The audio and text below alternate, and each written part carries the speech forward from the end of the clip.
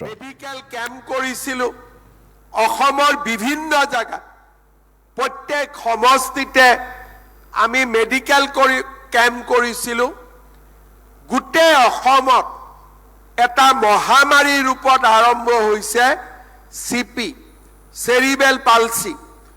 যতে আমি যাওঁ আজিকালি ক্যান্সাৰ পেশেন্ট মেলেৰিয়া পেশেন্ট দেখা নাপাওঁ কিন্তু প্ৰত্যেক মাকে কোলাত এটা সন্তান লৈ আহে মাকজনীয়ে ক'ত যাব বুজি নাপায় চিকিৎসা নাই আৰু বাচ্চাটো সেৰিবেল পালসি ৰোগত আক্ৰান্ত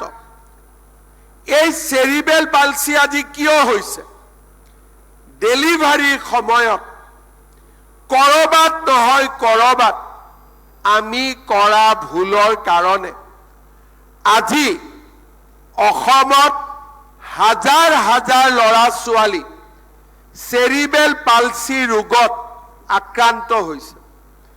ডেলিভাৰীৰ সময়ত ফৰচেপডাল মূৰটোত লগাই দিলো বাচ্চাটোক বেয়াকৈ টানি উলিয়াই লৈ আহিলো বা জন্মাৰ লগে লগে বাচ্চাটোক কৰবাত এনেকে পেলাই দিলো যিটো মৰমেদি থব লাগে তাকে নকৰি তাক দূৰৰ পৰা পেলাই দিলো মূৰত আঘাত হল মই ইমান মেডিকেল শব্দ ব্যৱহাৰ কৰা নাই কিন্তু অসমত যিমান সেৰিবেল পালসি ৰোগত আক্ৰান্ত শিশু আছে এই গোটেই শিশুবিলাকৰ দায়িত্ব স্বাস্থ্য বিভাগৰ ওপৰত কাৰণ আমাৰ ভুলৰ কাৰণে আজি অসমত হাজাৰ হাজাৰ লৰা ছোৱালী সেৰিবেল পালসি ৰোগত আক্ৰান্ত হৈছে अशोक कितना मिले थे एक बार कितना 30,000 एक बार 30,000 বাচ্চা আমাৰ মেডিকেল ক্যাম্প বিলাকত আহিছিল তাৰ ভিতৰত 6,000 বাচ্চা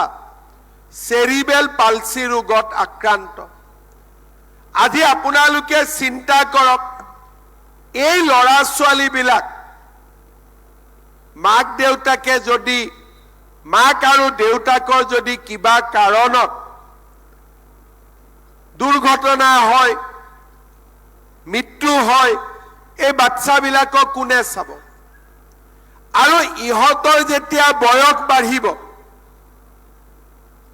এই লৰা ছোৱালী বিলাকক কোনে চাব